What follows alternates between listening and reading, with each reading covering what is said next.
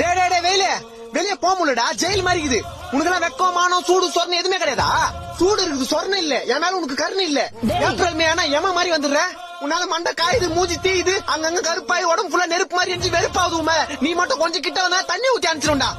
டேய் சூரிய பகவான் அப்பெல்லாம் திட்டக்கூடாது. சூரிய பகவானா? சூத்தீஞ்சிங்குது இங்க. வெயிலாமா அது? காலைல 7 மணில இருந்து சாயந்தரம் 5 மணி வரைக்கும் ஜெட்டி நஞ்சு போற அளவுக்கு காயுது.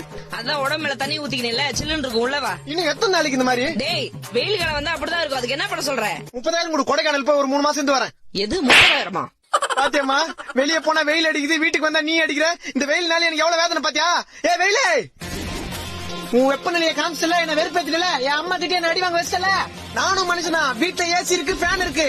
சத்தியமா 3 மாசம் வீட்டை விட்டு வெளியே வர மாட்டேன். போறேன், வரவே மாட்டேன். வீட்டுல கரண்ட் இல்லடா. டேய் வீட்டுல கரண்ட் இல்லையா?